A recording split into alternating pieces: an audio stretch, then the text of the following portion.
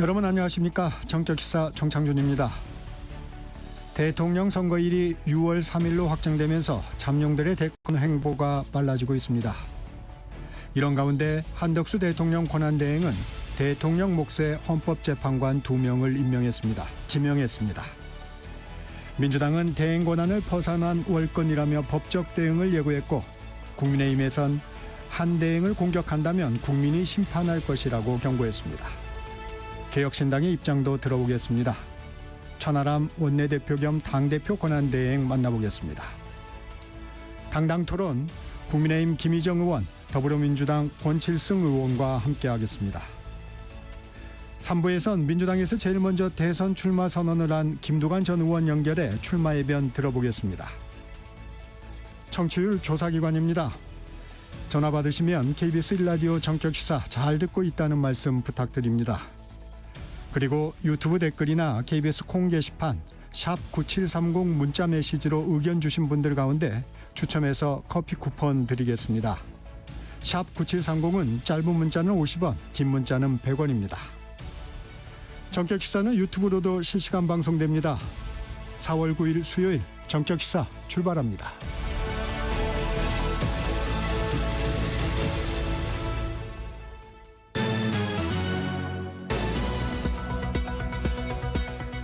뉴스브리핑 시작합니다. 한국경제신문 최영찬 기자 나와 있습니다. 안녕하세요. 안녕하십니까. 한덕수 대통령 권한대행이 트럼프 미국 대통령과 전화통화를 나눴습니다. 예, 어젯밤 9시 3분부터 31분까지 약 28분 전화통화를 가졌습니다. 트럼프 대통령과의 통화에서 한국의 이 방위비 분담금 증액을 위한 재협상을 트럼프 대통령이 시사한 것으로 지금 알려졌는데요. 트럼프 대통령이 소셜미디어에 이렇게 올렸습니다. 한 대행과 거대하고 지속 불가능한 한국의 흑자, 여기서 말하는 흑자는 대미무역 흑자고요. 관세, 조선, 미국산 액화천연가스의 대량 구매 등에 대해서 한국에 제공한 대규모 군사적 보호에 대한 지불까지 논의했다고 밝혔습니다. 우리 정부는 일단 오늘 오전에 브리핑을 할 예정이고요. 네. 트럼프 대통령은 어쨌든 양국 모두를 위한 훌륭한 합의의 범주와 가능성이 있다고 밝혔습니다. 한편 캐비넷 백악관 국가경제위원장은 폭스뉴스 인터뷰에서 트럼프 대통령에게서 관세 문제와 관련해 한국과 일본 같은 동맹과 교역 파트너들을 먼저 협상하라는 지시를 받았다고 말했습니다. 정부 인사도 관세 협상을 위해 미국으로 향했죠? 예, 트럼프 대통령 취임 이후 벌써 5번째 방미입니다. 통상처관보를 시작으로 산업부 장관이 미국 상무장관 등과 2차례 면담했고, 통상교섭본부장도 2번째 미국을 찾습니다. 오늘부터 부과되는 25% 상호 관세와 철강, 자동차 관세 협상을 위해 지금 정인교 통상본부장이 미국에 갔습니다. 네. 당장 오늘부터 기업 피해가 현실화되는 가운데 정부는 릴레이 회의를 열고 정책금융 추가 공급 등 대책 마련에 나섰습니다. 이미 관세가 부과된 자동차 산업에 대해서는 정부가 조만간 지원 방안을 발표하고요. 미중 간 관세 갈등으로 원달러 환율은 1달러에 1,473원으로 2009년 금융위기 이후 최고 수준으로 올랐습니다. 한덕수 대통령 권한대행이 대통령 몫의 헌법재판관 후보자 2명을 전격 지명했습니다. 예, 한덕수 권한대행이 이완규 법제처장과 함상훈 서울고법 부장판사를 헌법재판관 후보자로 지명했습니다. 오는 18일 퇴임하는 문영배 이미선 헌법재판관의 후임입니다. 이 대통령 몫의 헌법재판관을 권한대행이 지명한 첫 사례입니다. 네. 한 대행은 두 사람 모두 공정한 판단으로 법조계의 신망이 높다며 나라 전체를 위해 판결할 적임자라고 지명 이유를 설명했습니다. 한 이완규 법제처장은 검찰 출신 형사소송법 전문가인데요. 윤석열 전 대통령과 대학과 사법연수원 동기로 윤석열 정부 인수위 자문위원을 거쳐 법제처장에 임명됐습니다. 함상훈 고법부장은 30년간 재판을 해온 정통 판사인데 헌재 헌법연구관, 서울행정법원 수석부장 판사 등을 거쳤습니다. 또 한 대행은 국회 추천인 마은혁 헌법재판관 후보자도 어제 임명했습니다. 정치권 반응 어땠습니까? 예, 민주당은 즉각 반발하고 나섰습니다. 대통령 몫의 헌법재판관 후보자를 권한대행이 지명한 건 위헌적인 권한남용이라며 이 법적 대응도 검토하겠다고 밝혔습니다. 이재명 대표는 한대행에게 그런 권한이 없다, 오버하신 것 같다고 말했고요. 네. 특히 지금 이완규 법제처장이 계엄 해제 당일 서울 삼청동 안가회동에 참석한 직후 이 휴대전화를 바꿔서 좀 논란이 됐던 인물인데요. 네. 그러니까 이 때문에 지금 경찰과 공수처에 모두 피의자로 입건된 상태입니다. 민주당은 내란 세력의 헌법재판소 장악 시도로 규정하고 헌재의 권한쟁의 심판과 효력정지 가처분을 내놓는 방안을 검토하면서 이 한대행이 지명한 후보자의 임명을 저지하기 위한 총력에 들어갔습니다. 그런데 반면 국민의힘은 한대행이 용단을 내린 거라고 높게 평가했는데요. 정치적으로 공격하는 건 헌법기관을 민주당 원하는 대로 끌고 가겠다는 당리당략이라면서 하루빨리 재판관들의 인사청문회를 열어야 한다고 촉구했습니다. 우원식 국회의장은 청문회를 열지 않겠다는 계획인데 국회의장과 민주당 반대에도 두 후보자 임명할 수 있을까요? 네, 결론적으로는 일단 임명할 수 있고요. 그러니까 이완규, 함상훈 두 지명자가 임명되면 헌재가 이제 9인 체제가 되거든요. 네. 완전체가 된다고 볼 수 있는데 이 진보 성향의 마은혁 재판관 임명에도 헌재는 중도 보수 성향 재판관이 더 많은 구조가 이어지게 됩니다. 네. 그러니까 두 지명자는 국회에서 인사청문 절차를 거치는데 이 국회의장이 안 한다고 했지만 인사청문회법상 인사청문 요청 이후 20일 이내에 청문회를 마쳐야 합니다. 네. 그러니까 이를 10일 더 연장할 수는 있는데 다만 이게 대통령 몫이어서 국회 임명 동의가 필요 없습니다. 그리고 늦어도 그러면은 5월 중순이면 임명이 가능한 거고요. 네. 그러니까 장관 임명이랑 똑같다 이렇게 보시면 됩니다. 네. 그러니까 민주당이 제기한 가처분 등이 받아들여진다면 임명 절차가 중단되고 권한대행의 지명이 적법한지 논란은 계속될 수 있습니다. 조기 대선 날짜 6월 3일 화요일로 확정됐습니다. 네, 이제 55일 후면 새 대통령을 뽑는 날이 됩니다. 6월 3일은 임시공휴일로 지정됐습니다. 대선 후보자 등록일은 5월 10일과 11일로 정해졌고요. 이때까지 앞으로 한 달간 각 정당은 치열한 경선을 통해 대선 후보를 선출하게 됩니다. 만약 그 광역 단체장, 시장, 도지사 등이 공직자 대선에 출마하려면 선거일 30일 전인 5월 4일까지 공직에서 물러나야 합니다. 후보 등록이 끝나면 이튿날인 5월 12일부터 선거 전날까지 22일간 공식 선거운동을 합니다. 네. 이 기간에 선거방송토론위원회 주관 대선 후보자들의 TV 대담과 토론회가 진행됩니다. 투표는 재외투표부터 시작되는데 5월 20일부터 엿새간입니다. 사전투표는 5월 29일과 30일 이틀간 실시됩니다. 이 대선 날짜가 확정되면서 출마 선언이 잇따르고 있습니다.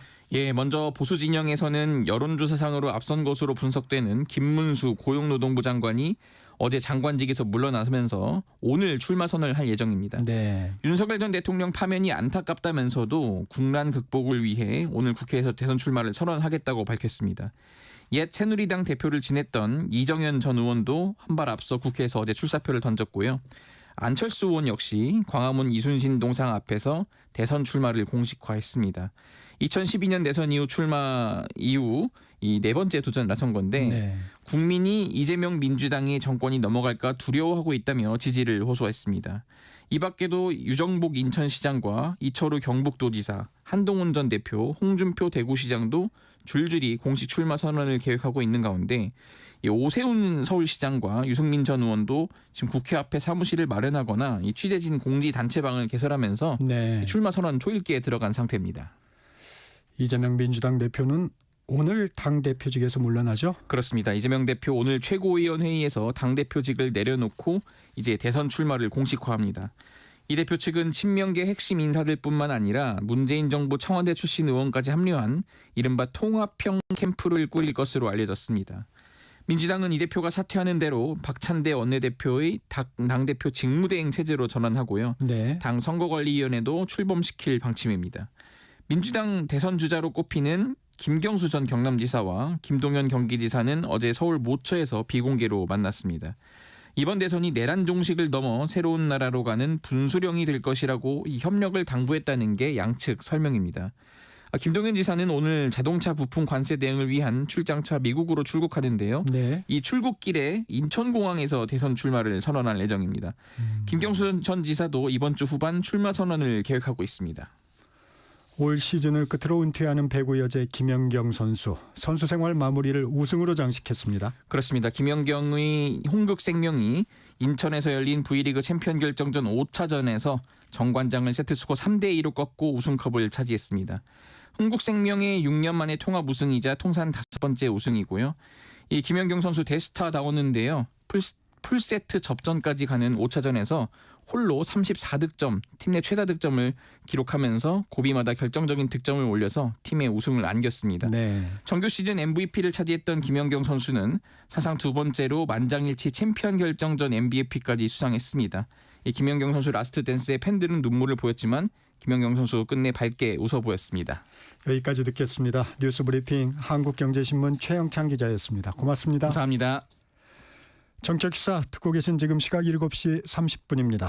날씨와 교통정보 듣고 정격 인터뷰 이어갑니다.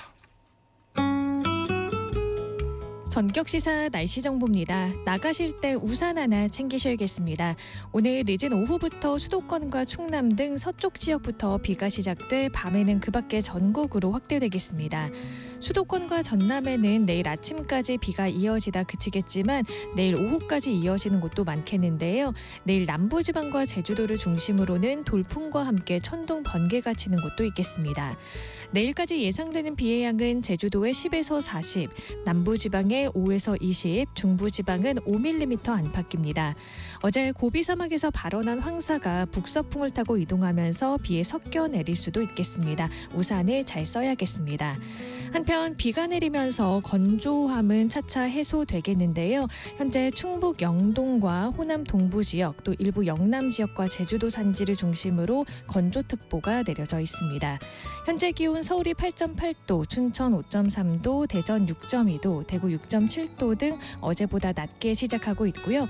낮 기온은 서울과 춘천 18도, 전주와 대전 21도, 대구 22도까지 오르겠습니다.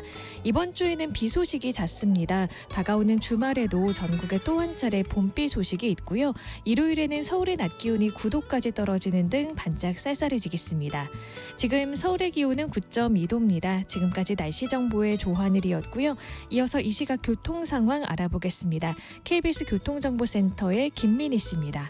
상습 정체 구간 중심으로 출근 정체가 늘고 있습니다. 영동고속도로 강릉 쪽으로는 먼저 서창분기점에서 월곡분기점 사이와 더 가서는 안산에서 안산분기점 사이로 정체고요. 이후 용인부근 1차로에서는 사고를 처리하고 있습니다. 이 여파받아 서용인분기점부터 속도 줄여 지납니다. 용인 서울고속도로 서울 방면으로는 서분당에서 서판교 사이로 정체 시작됐습니다. 제2경인고속도로 인천 쪽으로 남동부근 3차로에는 고장난 차가 서 있어서 서창분기점부터 정체고요. 경부고속도로 부산 쪽으로 잠원부근 4차로에서도 사고가 났습니다. 중부고속도로 하남 쪽으로 만남의 광장 휴게소 진입로 1차로에서도 사고를 처리하고 있습니다. 그 밖에 서울 시내 강남 순환로 수서 방면으로 관악터널 안 1차로에서도 사고가 나면서 금천요금소부터 정체 매우 심합니다. KBS 교통정보센터였습니다. 대한민국 중심 채널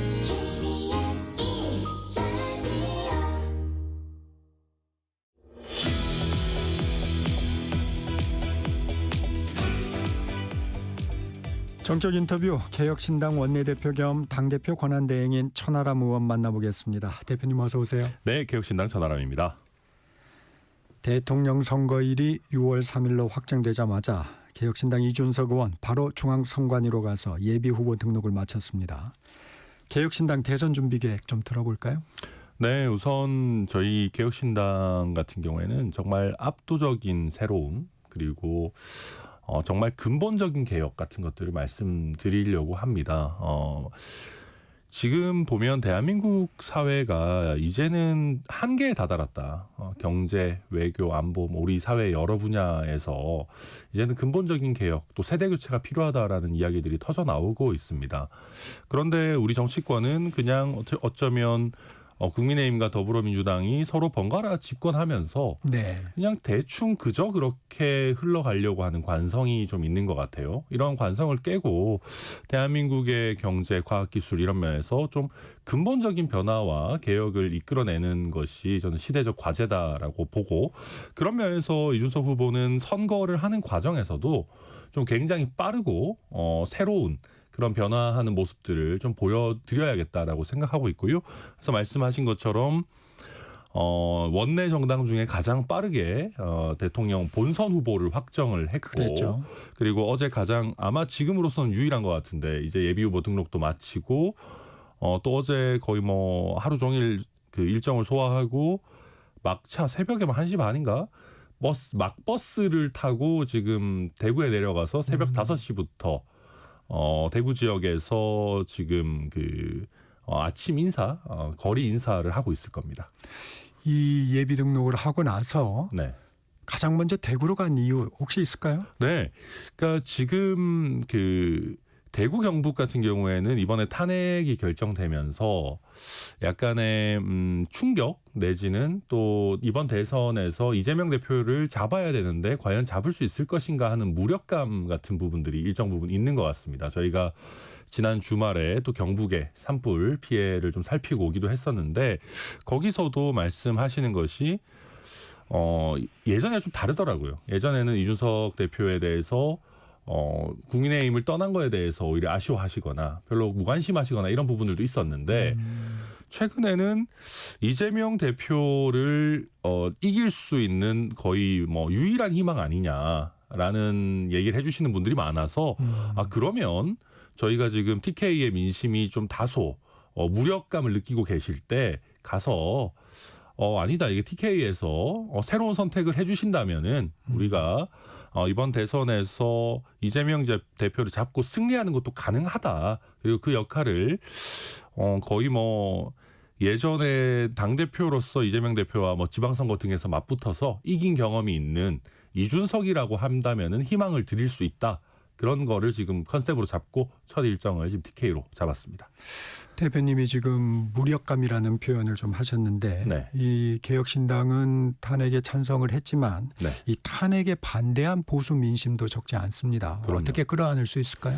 그러니까 이제 그런 겁니다. 저희가 그렇다고 해서 정치인이 가장 피해야 되는 부분이 왔다 갔다 하는 겁니다. 이게 저희는 지금도 비상계엄 굉장히 위헌적이었고 잘못됐다라고 생각하고 대통령이 국민이 선출한 대표가 탄핵되는 것은 안타까운 일이지만 비상계엄을 위헌적으로 한 때로부터는 어쩔 수 없다라는 입장을 일관되게 개진해 왔습니다. 그걸 이제 와서 흔들 수는 없는 것이고요.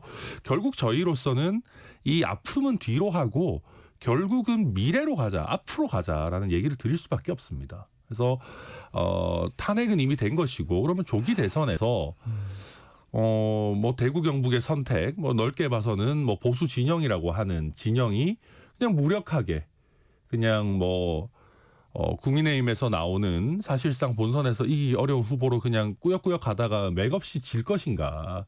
그게 아니라고 한다면 선거 전에 굉장히 능하고 이전에 이재명 대표와 지도부로 붙었을 때 이겨본 경험이 있는 이준석이라고 하는 좀 새로운 카드로 반전을 만들어 볼 것인가라는 점에서 저는 대구 경북뿐만 아니라 탄핵에 찬성하신 분들도 이제는 대선을 누가 승리할 수 있나, 이재명 대표를 누가 꺾을 수 있냐로 프레임이 많이 전환되고 있는 과정이다. 저는 그렇게 평가합니다. 개인적으로는 개혁신당 하면 그 압도적 새로움이라는 단어가 많이 떠오르는데 네. 이 선거운동도 좀 다를 것 같아요. 좀 아이디어가 있다면 좀 공개해 주실 수 있나요? 네, 이제 조금씩 공개가 될 겁니다만은 우선 저희 대선 캠프 자체도 보통 보면 여의도에 이제 많은 분들이 여의도의 소위 명당이라고 하는 여의도나 광화문 이런 쪽으로 많이 그렇죠. 가죠. 몇몇 네. 건물들에 가시는데 저희는 젊은 세대나 유동 인구가 가장 많고 특히 이 서울 출퇴근과 관련해서 이제 경기권의 교통 허브, 경기권에서 진입하는 허브 역할을 하는 강남역에 저희는 대선 캠프를 열 생각이고요. 그리고 어디 위층에 있어서 이렇게 업계에 있는 분들만 찾아오는 곳이 아니라 1층에 통유리로 공개된 공간에서 정말 시민들과 소통하면서 또 시민들이 저희가 선거 준비를 어떻게 하고 있는지를 보실 수 있게 선거 운동 자체에서 변화된 모습을 좀 보여드리자라고 하고 있고요. 그것뿐만 아니라 이게 그런 겁니다. 대통령 탄핵이라고 하는 것은 우리나라 정도 수준의 선진국이나 이 민주주의 이 성숙 국가에서는 굉장히 큰 일입니다.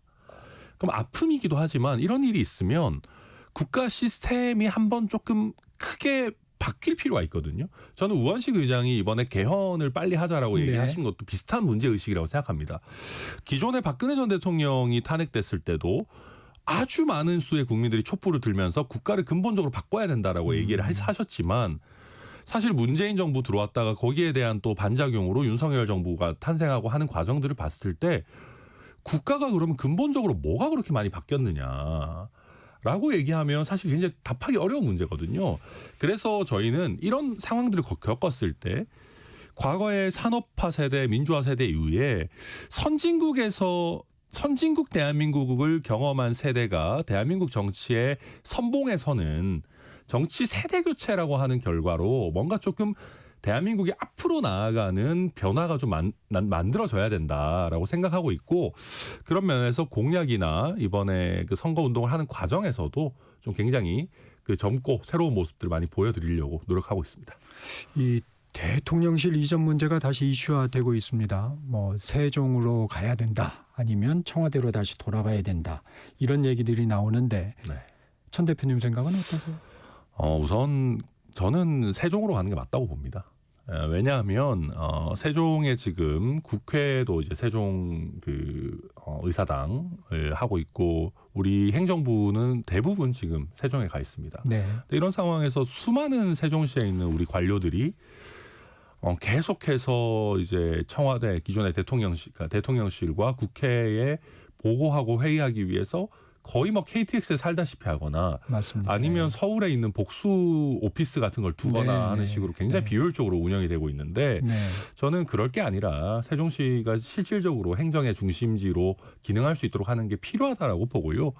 그리고 지금 청와대로 다시 돌아가기에는 청와대의 내부 사정들이 너무 많이 공개가 되어 있습니다. 그래서 보안의 측면에서 아무리 리모델링을 다시 한다 하더라도 저는 적합하다고 보기 어렵다. 결국 이번 기회에 대통령도 세종집무실의 시대를 열어야 되는 거 아닌가 그렇게 생각합니다. 용산 대통령실에 무슨 문제는 있어서 그런 건가요? 사실은 이제 용산 대통령실이라고 하는 공간 자체가 그때 좀 옮길 때도 다들 우려가 많았지만 네. 본래 대통령 집무실로 계획된 건물이 아니기 때문에 과연 적절한가 그리고 뭐 사실상 청와대에 굉장히 많이 의존해서 사용되어 왔습니다. 뭐 영빈관 같은 경우에도 계속 사용이 됐고 그리고 무엇보다도 이제 바로 옆에 있는 국방부와 뭐 이런 뭐 지하 통로 이런 것들을 통해 가지고 대통령과 군이 너무 밀착된다. 또 그것이 어떻게 보면 비상계엄의 한 원인이 된 거 아니냐 이런 비판들도 많이 있기 때문에 네. 용산 청사를 계속 쓴다라는 거는 저는 누가 대통령이 되더라도 쉽게 하기 어려운 결정일 것이다 생각합니다. 정치 현안 좀 들여다보겠습니다. 네. 한덕수 권한대행이 오는 18일이죠. 퇴임하는 문영배 이미선 헌법재판관 후임으로 이왕규 법제처장과 함상훈 서울고법 부장판사를 지명했습니다. 어떻게 생각하십니까?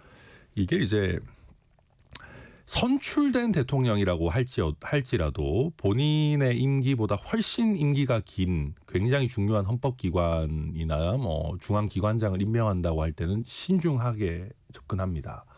예를 들면 제 기억에 남아있는 게 지난번 대선이 끝나고 문재인 전 대통령이 이창용 한국은행 총재를 임명할 때 네.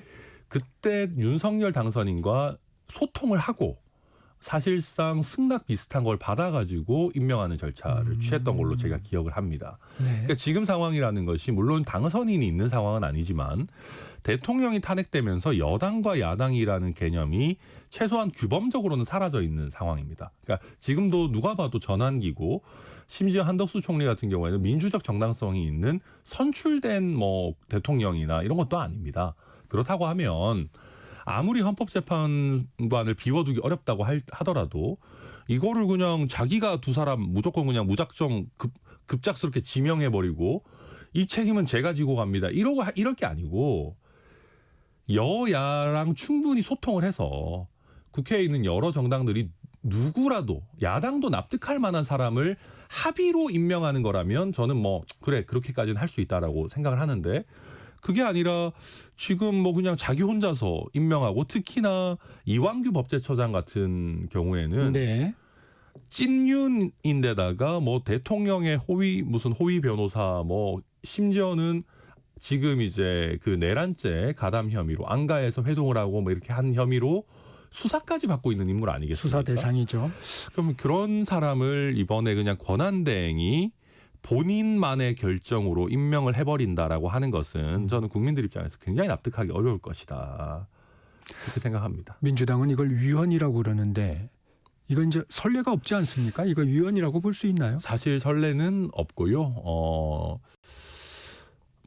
이제 황교안 권한대행이 이제 헌법재판관 임명한 예가 있는데 그때도 사실은 대통령 몫이 아니라 대법원장 그렇죠. 몫이었던 네. 것으로 기억합니다. 그리고 대통령 몫은 임명하지 않고 다음 대통령이 임명할 수 있도록 기다렸던 것으로 제가 알고 있고요.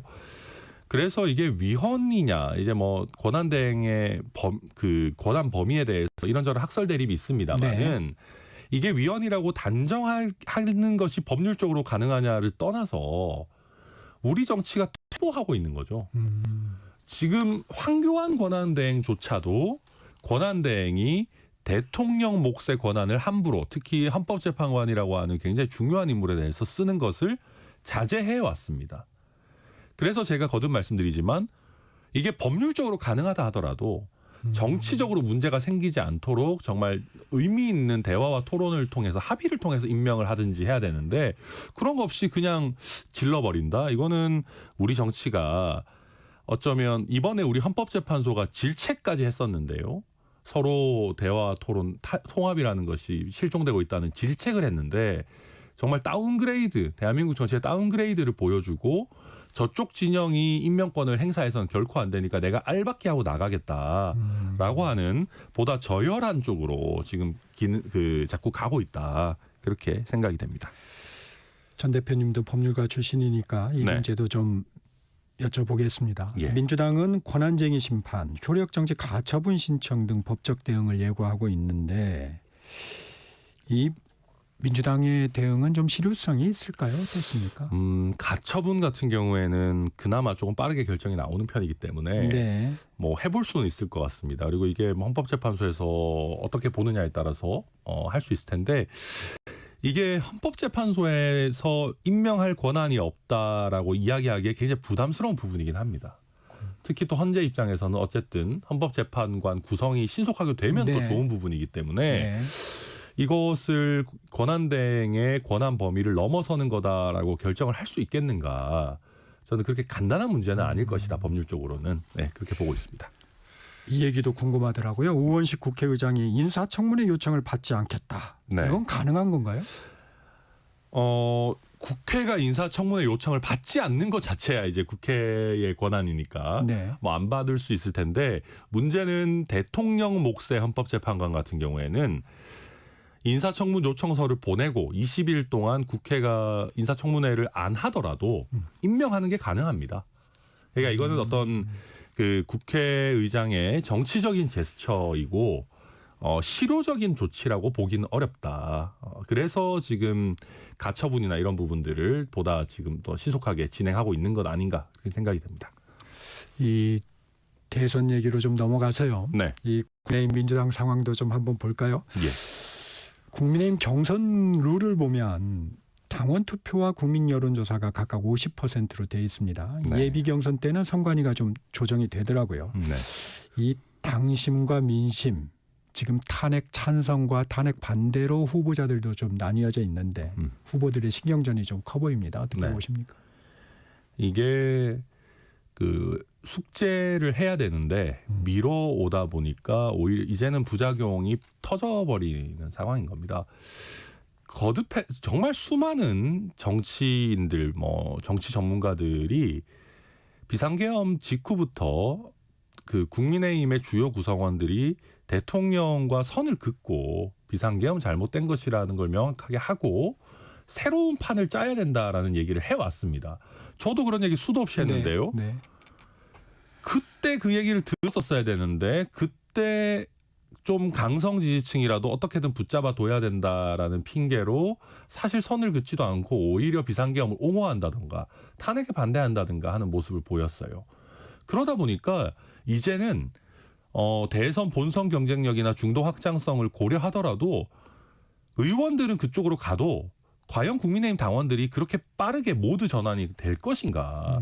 미리부터 설득을 했었어야죠. 미리부터 지지자들이 좀 마음 아파하고 당혹스러워한다 하더라도 미리미리 숙제를 해놨어야 지금 부작용이 최소화될 수 있는데, 저는 그래서 특히나 이번 대선 경선이 짧게 진행이 된다라고 네. 하면 국민의힘 당원들 같은 경우에는 본선 경쟁력도 경쟁력이지만 결국 탄핵에 반대하고 윤석열 대통령 지키자라고 했던 후보들의 선명성이라고 하는 것이 더 높은 평가를 받을 위험성이 있다. 저는 그래서 뭐 국민의힘이 알아서 하시겠지만 네. 예비 경선 과정에서라도 좀 민심 반영 비율을 최대한 높일 필요가 있지 않나, 뭐 그렇게 생각합니다. 국민의힘에선 윤석열 전 대통령과 이재명 대표의 구도로 선거가 치러지는 것을 경계하고 있습니다. 네. 윤 전 대통령이 자연스럽게 당적 정리 등을 하기를 기대하는 분위기인데 그렇게 될까요? 안 할 것 같은데요. 그러실 분이 아닌 것 같고요. 그러니까 네. 자연스럽게 이게 보십시오. 그 지금 친윤 지도부의 많은 구성원들이나 국민의힘에 있는 의원들이 윤석열 정부 내내 했던 얘기가 뭐냐 하면은 대통령한테 쓴소리를 해야 되는데 무서워서 못하겠다라는 거였습니다. 대통령이 너무 화를 내신다, 경노하신다. 뭐 말 한마디, 뭐 여사에 대한 쓴소리나 국정에 대한 쓴소리 한번 했다가는 이제 눈밖에 난다. 그렇게 해서 비겁하게 쓴소리 안 하고 하다가 윤석열 정부도 나락으로 떨어지고 지금 국민의힘도 굉장히 어려운 상황에 빠진 거 아니겠습니까? 네. 이제는 쓴소리를 해야죠. 이제는 대통령께 예를 들면 비공개로 찾아가서라도 지도부가 당적을 정리해 주십시오라고 해야 되는 상황인 거지, 아직까지도 윤석열 대통령을 무서워하고 눈치 보고 하면서 자연스럽게 당적을 정리해 주기를이라고 하는 것은 너무나 비겁하고 책임지지 않는 태도 아닌가라고 생각이 되고요. 그리고 윤석열 대통령은 그러실 분이 잘 아닌 것 같습니다. 특히 지도부가 찾아갔을 때나 나경원 의원과 네. 대화를 나눌 때도 마치 아직도 본인이 국민의힘의 1호 당원이라는 입장에서 대선을 꼭 이겨야 된다, 당이 이렇게 중심이 돼서 잘해달라, 이런 얘기들을 하고 있는 상황이지 않습니까? 나가달라고 얘기 안 하면 안 나갈 겁니다. 네. 예. 국민의힘에서 대선 후보로 한덕수 대행 추대론이 나오는 것은 어떻게 생각하십니까?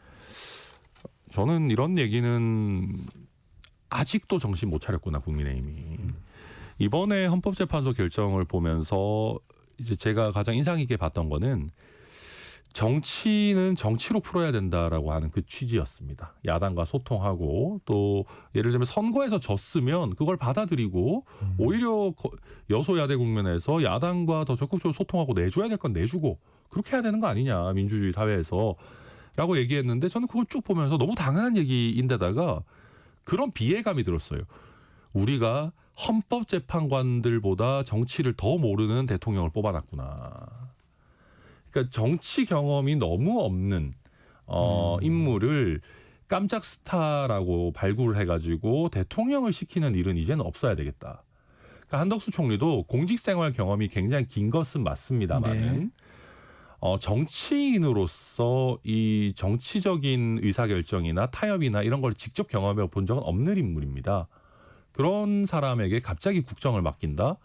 저는 아직까지도 정신을 못 차리고 있는 일이다라고 생각하고, 한덕수 권한대행의 스타일이나 지금까지 성품이나 이런 걸 봤을 때 도전할 가능성 없다라고 저는 생각하고, 나아가서 이런 얘기 자꾸 하면은요, 아까 우리가 얘기했던 이 헌법재판관 알박기, 네. 그 중에서도 이제 법제처장, 이완규 법제처장 이런 사람 임명한 게 약간 그렇게 보여질 수밖에 없어요. 한덕수 권한대행이 보수 진영에 어필하기 위해서, 친윤 표심을 얻기 위해서 정치적으로 어떻게 보면 선거 캠페인을 했다, 이렇게까지 해석이 될 수가 있는데, 왜 그렇게 부정적으로 해석되는 대망론 같은 거를 스스로 퍼뜨리고 다니는지 저로서는 잘 이해가 되지 않습니다.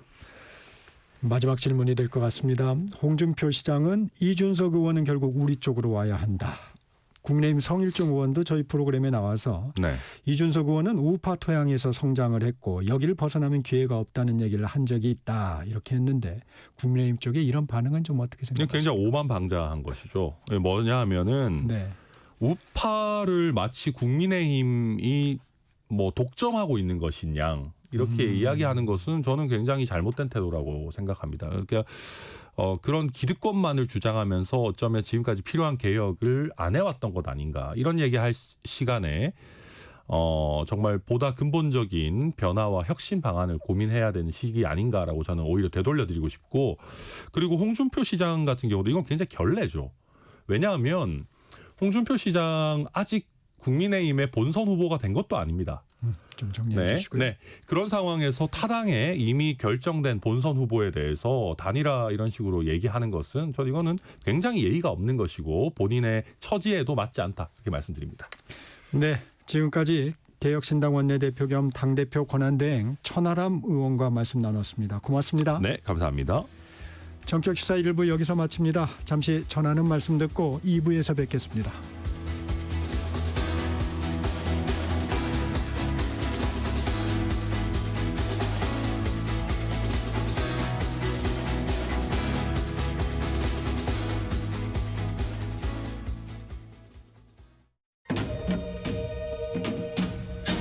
광복 80년 KBS 라디오 캠페인 밸류업 대한민국.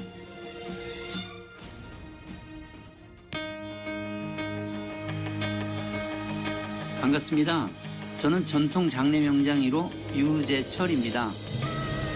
2006년에 최규하 대통령 장례를 시작으로 2009년에 노무현 대통령, 김대중 대통령, 2015년에 김영삼 대통령, 2021년에 노태우 대통령 장례까지 진행하면서 대통령의 염장이라고 불리고 있습니다.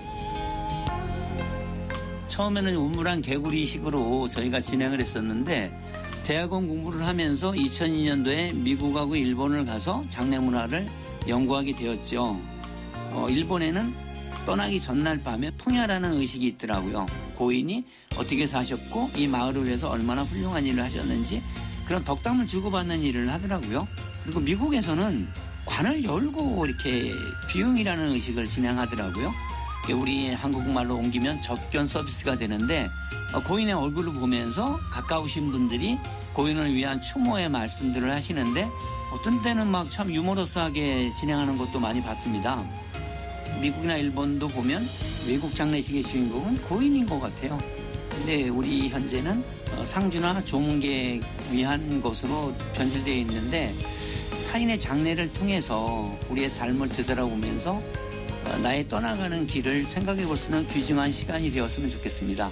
그걸 놓치는 것이 너무 안타깝습니다. 광복 80년 우리가 가야 할 길을 묻습니다. KBS 라디오 캠페인 밸류업 대한민국이었습니다.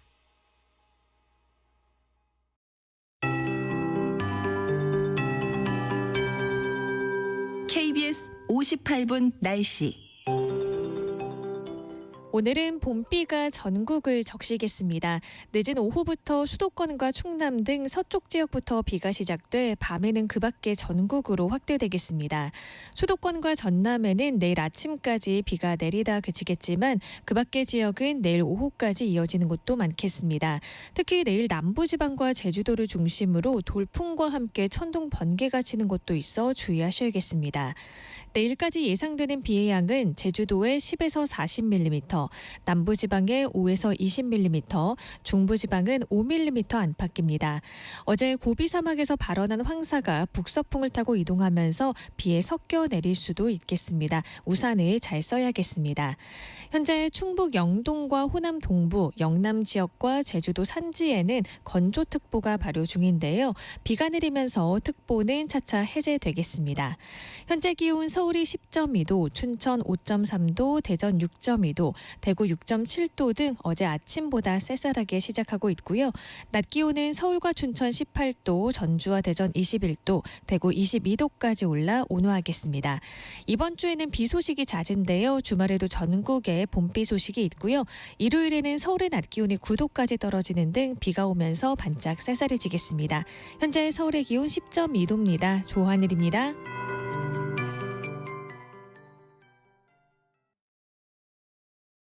정성을 다하는 국민의 방송 KBS가 8시를 알려드립니다. AM 711kHz, FM 97.3MHz KBS 1라디오입니다. HLKA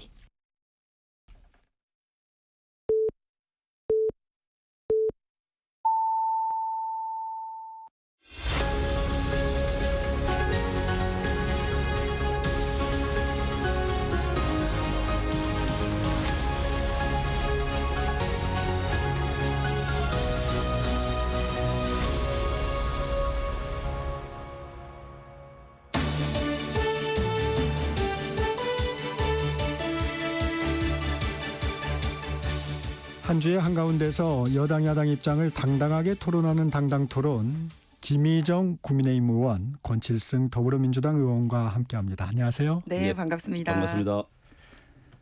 한덕수 대통령 권한대행이 마은혁 헌법재판관을 임명하면서 오는 18일 임기가 만료되죠. 문영배 이미선 헌법재판관의 후임자로 이완규 법제처장과 함상훈 서울고등법원 부장판사를 지명했습니다. 대통령 몫을 지명한 건데 임명 어떻게 보셨습니까? 지명이죠? 지명 어떻게 보셨습니까? 우선 뭐 형식적으로 봐서도 전혀 그거는 뭐 수용이 안 되는 문제입니다. 왜냐하면 권한 대행이기 때문에 현상을 유지하고 임시적 보충적 지위를 가지는 사람입니다. 그렇기 때문에 형식적으로도 전혀 받아들일 수 없는 결정이고요. 내용적으로 보더라도 네. 지금 특히 이완규 법제처장 같은 경우에는 내란 방조 또 증거인멸 피의자로서 경찰의 피의자 조사를 받았던 지금 사람입니다. 그리고 지금 수사 대상이죠. 그렇습니다. 그래서 내란 혐의 피의자를 헌법을 수호하는 헌법재판관에 임명한다. 이 자체가 내용상으로도 도저히 받아들일 수 없는 내용입니다. 한덕수 총리가 이 마은혁 재판관을 임명하지 않으면서 이런 이야기를 했습니다. 대통령의 중대한 고유 권한은 자제하는 게 우리 헌법의 일관된 입장이다. 이렇게 이야기를 하면서 임명을 안 했거든요. 또 권성동 원내대표도 2017년에 권한 대행의 헌법재판관 임명은 적절치 않다. 그래서 네. 사실 당시에 황교안 대행이 임명하지 않았죠. 그래서 그런 전례나 관례, 내용이나 형식 모두 면에서 이번에 그 헌법재판관 대통령 몫의 헌법재판관 임명은 부적절하다 이렇게 생각합니다. 김희정 의원님.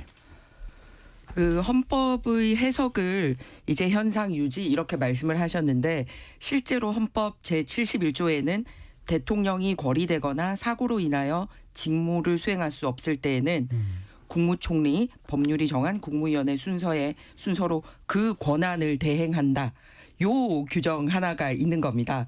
그렇기 때문에 대통령의 권한을 대행한다라고 되어 있기 때문에 해석을 말 그대로 현상 유지로 보느냐 대통령이 하는 모든 권한을 보느냐에 대해서는 말 그대로 해설의 부분입니다. 그런데 헌법에는 명확하게 그 권한을 대행한다고 되어 있습니다. 그렇기 때문에 실제로 국무회의를 통해서 이 헌법재판관 임명보다도 훨씬 중요한 모든 국가적인 사항을 매주 결정을 하고 있습니다. 그리고 아울러서 이 부분에 대해서 해석의 여지가 있고 가능하다는 걸 알기 때문에 민주당이 굳이 지난번에 헌법재판소법 개정안을 발의를 한 바가 있습니다. 네. 그때 헌법재판소 관련된 소위 3법을 발의를 했는데요. 얘기하자면 마은혁 자동 임명이죠. 이제 국회가 통과를 하면 그냥 대통령이 이제 사인 안 해도 소위 자동 임명된다라는 마은혁 자동 임명 법안이라고 얘기할 수 있는 부분. 그다음에 이미선은 문영배 이제 그 임기 연장법이라 부를 수 있는 이제 쭉 임기가 늘어날 수 있게 하는 법안. 그리고 세 번째가 뭐냐면 바로 권한 대행이 이런 식으로 대통령 몫의 헌법재판관 임명하지 못하게 하는 법안을 개정안을 제출을 했고 소위 민주당 단독으로 법사위 소위에서 이거를 통과시킨 바가 있습니다.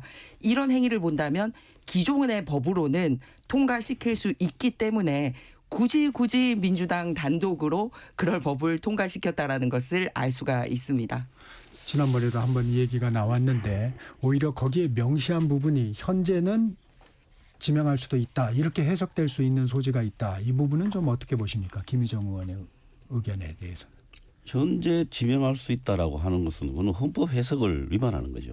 그러니까 어제도 나왔습니다만 헌정 회복을 위한 헌법학자 회의라는 거 하는 한 100여 명의 헌법학자들이 모여서 있는 그 단체인데요. 거기에서도 이거는 월권이자 위헌적 행위다.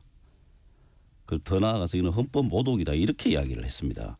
그래서 헌법의 권위자들이 이 헌법에 대한 해석을 이미 오래전부터 했고 헌법학계에 이 오래된 다수설입니다. 거의 뭐 일치된 의견이기 때문에 그게 하는 게 맞고요. 한덕수 대행께서 요즘 제가 보니까 이 막장 드라마의 빌런 역할을 지금 자처하시는 것 같아요. 그래서 빨리 이런 부분들은 처리를 하시는 게 맞다 그렇게 생각합니다. 이 한덕수 권한대행이 마은영 헌법재판관 후보자를 임명하면서 이번 2명의 헌법재판관을 지명했는데 왜 이 시점에 했을까요? 지난번에 저도 이 방송에서 여러 번 말씀을 드린 적이 있었는데요. 마은혁 임명하지 않는 것 때문에 참 극한 발언들 민주당에서 했었습니다. 네. 뭐 그 현장범으로 현행범으로 체포될 수 있다. 몸조심해라. 뭐 이런 얘기까지 하면서 마은혁 재판관에 대한 임명을 강요를 했었습니다. 국회 이름으로 추천이 됐다곤 하지만 국회 이름이라기보다는 한쪽 단의 단독 추천임에도 불구하고 그랬는데 그 임명 시기에 대해서는 얘기가 나올 때 지속적으로 저를 비롯한 우리 당 그리고 많은 정계에서는 대통령 그 탄핵과 관련돼서 오해의 소지가 있는 시점에서는 굳이 이 참석을 하지 않았기 때문에 그 이후에 하면 되고 어차피 대통령 탄핵 판결이 4월 18일 두 분의 재판관 임기 종료 전에 이루어질 거기 때문에 그때 두 분 인사하고 같이 자연스럽게 마은혁 임명이 이루어지면 좋지 않겠느냐는 얘기가 이미 우리 이 법조계나 정계에 여러 번 얘기가 나왔던 부분이기 때문에 마치 전혀 얘기가 되지 않았던 인사가 전격적으로 이루어진 것처럼 볼 필요는 없다. 충분히 마은혁 임명할 때 후임 인사 두 사람에 대한 임명이 거의 예상이 됐다고 보고요. 그리고 헌법재판소법에도 임명의 시기가 임명하여야 한다라고 정해져 있기 때문에 그 법에 따른 절차를 밟은 걸로 보여집니다. 아울러서 아까 이제 특정 집단이 이게 월권 행위다라고 말씀하셨다는 부분이 있는데 네. 잘했다라고 말한 집단도 또한 있습니다. 헌법의 해석이니까. 그리고 어제 이제 그 총리 권한대행께서 그러니까 대통령 권한대행께서 입장문을 발표하실 때 여야는 물론 법률가, 언론인, 사회 원로 등 수많은 분의 의견을 듣고 숙고한 결과다라고 각계 의견을 수렴했음을 명확히 밝히셨습니다. 윤 전 대통령에 대한 탄핵 심판 선고가 끝났으니까 이제 영향을 줄 이유는 없으니까 지금 임명과 지명을 한 거다. 왜 이 시점에 했다고 우리 권 의원님은 생각하세요? 뭐 시점도 굉장히 안 맞습니다. 우선 형식과 내용이 안 맞기 때문에 뭐 시점은 어떻게 보면 논할 필요가 없을 정도라고 생각을 하는데요. 이 기본적으로 헌법농단입니다. 한덕수 대행이 아까 말씀드렸다시피 처음에는 마은혁 재판관을 임명하지 않을 때 대통령의 중대한 이 고유 권한은 자제하는 게 대행으로서 맞다. 이게 우리 헌법의 일관된 입장이다라고 분명히 이야기했습니다. 그런데 어제는 갑자기 내가 다 책임지겠다 이러면서 임명을 강행을 했습니다. 이 전혀 앞뒤가 안 맞는 이야기고요. 그다음에 뭐 깊이 숙고했고 뭐 요즘은 뭐 여당이 없지만 여야 다 합쳐서 이렇게 이야기를 들었다 하는데 우리 당에 그 이야기를 들었다는 사람이 없습니다. 제가 이거 몇 군데 알아봤는데 없어요. 그래서 국회 제1당과 전혀 상의한 적이 없다. 저는 뭐 그렇게 보고 있고요. 그래서 그런 이야기 자체도 사실과는 틀립니다. 그래서 뭔가 의도를 갖고 했다. 뭐냐? 그거 알박기죠. 그리고 그거를 결정하는 과정에서도 이게 한덕수 대행 본인의 단독적인 판단일까? 저는 그렇게 보이지 않습니다. 만약에 입장을 이렇게 180도 선회를 한다면 거기에 대한 충분한 설명과 이유가 있어야 되겠죠. 그런데 그게 전혀 없고 오히려 이런 부분도 있습니다. 본인이 이렇게 입장을 바꾼 것에 대해서 정말 진솔하게 사과를 하고 무슨 특별한 사유가 있다는 것을 이야기한다면 뭐 그 부분에 대해서 논의라도 한번 해보겠는데 전혀 이유 설명 없이 입장을 바꿨기 때문에 이 부분에 대해서는 당연히 이런 조치는 처리를 해야 된다고 봅니다. 권 의원님은 입장을 바꿨다고 이제 보시는 거군요. 저 두 가지 다 말씀드리겠습니다. 네. 입장 부분하고 법적인 부분, 뭐 헌법농단 이렇게 말씀하시는데 아까 제가 헌법 71조 명확하게 읽어드렸습니다. 그리고 헌법재판소법에서도 어떻게 되어 있는지 말씀을 드리겠습니다. 하여간 임기 만료일 또는 정년 도래일까지 후임자를 임명하여야 한다라고 되어 있습니다. 그래서 최근에 우리가 헌법재판관들 임기가 잘 모르고 살다가 네. 사실 두 분의 임기가 네. 4월 18일이라는 거는 뭐 뉴스 보는 국민들이 네, 많이 그렇죠. 알고 있지 않습니까? 그렇다면 이제 대통령 탄핵은 이제 마무리가 되었고 그리고 4월 18일 임기가 있기 때문에 이 헌법재판소법 제6조에 따라서 임기 만료일 4월 18일 전에 후임자를 임명하여야 한다라는 법을 따랐다. 그렇기 때문에 법을 준수했다는 말씀을 드리고요. 그리고 두 번째는 입장선의 부분에 대해서 말씀을 드리자면 어쨌든 한덕수 권한대행이 이제 탄핵의 절차를 밟지 않았습니까? 그리고 그 이후에 최상목 권한대행은 국회목 2명을 이미 임명한 바가 있습니다. 그리고 한덕수 권한대행의 그 탄핵 관련된 이제 판결문 중에 위헌 위법하다. 그러지만 이제 탄핵에 이르지는 않기 때문에 망역 재판관은 언젠가는 임명해야 된다는 게 나와 그렇죠. 있습니다. 그렇기 때문에 계속 말씀드렸습니다만 탄핵 끝나고 이제 임명하는 거고 그다음에 임기가 만료되는 분이 있으니 세 분을 이렇게 같이 임명하는 거는 당연히 법적인 절차와 헌법재판소의 판결문에 따른 아주 충실하게 따르고 있다라고 저는 해석이 되어집니다. 저 반론을 좀 하겠습니다. 네네. 권 의원님. 한덕수 대행은 대통령이 지명하는 몫의 헌법재판관에 대한 지명권이 없습니다. 그렇기 때문에 대통령이 지명한다는 것에 대한 조문을 가지고 한덕수 대행에게 적용하는 것은 기본적으로 앞뒤가 맞지 않습니다. 그거는 뭐 왜 그러냐? 그거는 뭐 헌법학자들의 거의 일치되는 의견이기 때문에 소수 무력서를 들고 와서 이 상황에서 뭐 빗대어서 이야기하는 것은 맞지 않다고 생각하고요. 특히 이번은 인사권입니다. 인사권은 선출된 대통령 권한의 핵심 중에 핵심적인 사항입니다. 그렇기 때문에 권한 대행이 이 인사권 선출된 대통령에게 속하는 인사권을 집행한다고 하는 것은 향후에도 우리 헌법상 굉장히 좋지 않은 관례를 남긴다고 생각합니다. 권한대행의 대통령목 헌법재판관 지명이 이제 처음이라서 선례가 없기 때문에 이제 이런 공방이 이루어지는 것 같습니다. 이 얘기 좀 여쭤보겠습니다. 우원식 국회의장이 인사청문회 요청을 안 받겠다. 국회에서 할 수 있는 모든 조치를 다 하겠다고 했는데 이 부분에 대한 두 분 입장도 좀 듣고 싶습니다. 권칠승 의원님 먼저. 네. 뭐 국회로서는 행정부가 이렇게 대놓고 법을 위반하니까 거기에 대한 법률적 방어 수단으로서 모든 방법을 찾고 있다. 이렇게 이해해 주시면 좋겠습니다. 김정우 의원님. 아니 국회의 권한을 국회의장이 뭐 여야 상의도 안 하고 마음대로 우리 인사청문회권을 본인들이 없애버립니까?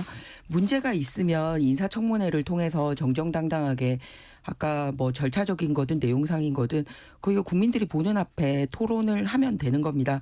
그런데 일방적으로 인사청문회를 받지 않는다라는 거는 국회의장이 우리 국회의원들의 인사청문회 권한을 오히려 본인이 뺏어가고 있는 것 같은데요. 그 말씀 드리고 싶고요.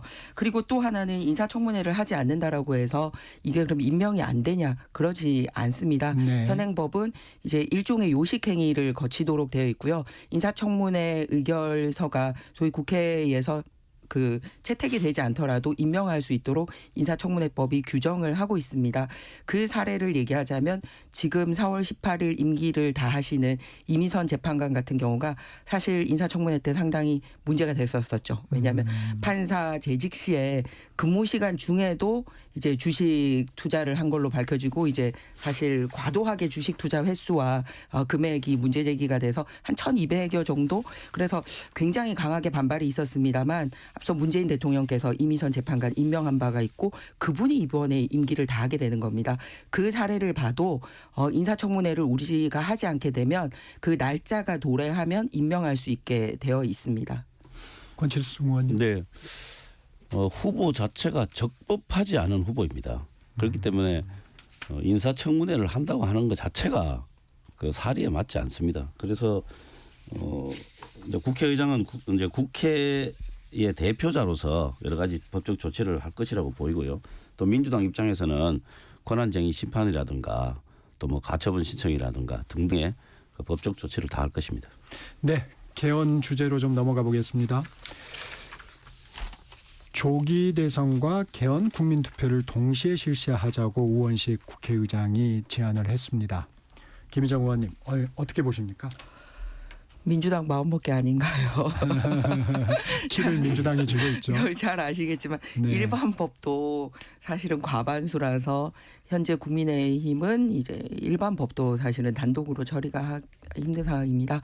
하물며 개헌입니다. 개헌은 200석 필요하기 때문에 사실 시기라든지 내용이라든지 전적으로 민주당 몫입니다. 그래서 원식 의장이 밝혔듯이 여야랑 미리 얘기가 다 됐다라고 하신다면 그 내용 부분에 있어서도 명확하게 권력구조 분산, 권력구조 개편이라는 걸 명확하게 하셨거든요. 그리고 시기도 어쨌든 대통령 선거와 같이 하자라고 이렇게 발표를 했다면 사실 민주당 마음먹기 나름이라서 우원식 의장이 그쪽 당 소속이었기 때문에 얼마든지 할 수 있는 상황이지 않나 이렇게 생각합니다. 지금 이 부분도 참 궁금하더라고요. 권칠승 의원님. 이 여야 지도부하고 얘기를 했다. 우원식 의장은 이제 기자들한테 그렇게 얘기를 했는데 이재명 대표 사실상 지금은 내란 종식이 먼저다 하면서 이제 거부를 했습니다. 어떻습니까? 뭐 의장께서 그렇게 말씀을 하셨으니까 뭐 양당하고 뭐 대화가 있었을 거라고 생각합니다. 그런데 약간의 사정 변경이 있는 것 같아요. 그러니까 헌법재판소 판결이 우리가 예상했던 것보다 사실 너무 늦어버렸거든요. 그래서 지금 저는 물리적으로 어려운 시기가 되었다라고 네. 생각을 합니다. 그 이재명 대표도 개헌 자체에 대해서는 찬성한다는 입장을 분명하게 했지 않습니까? 그 물리적으로 어려운 이유가 그냥 얼추 봐서 투표일 전 한 40일 전쯤에는 그 헌법안이 나와 있어야 됩니다.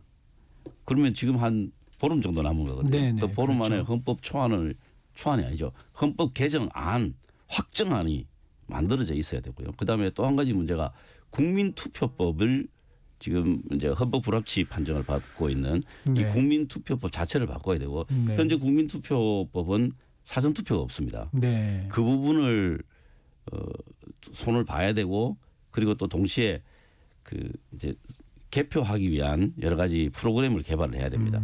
아마 그런 게 현실적으로 불가능하다고 보입니다. 그래서 저는 개헌은 제 개인적인 생각입니다만은 내년 지방선거 때를 그 D타임으로 보고 차분하게 좀 준비해서 폭넓게 여러 가지 내용들을 다 수렴해서 절차를 제대로 밟아서 하는 게 현실적이다라고 보고 있습니다.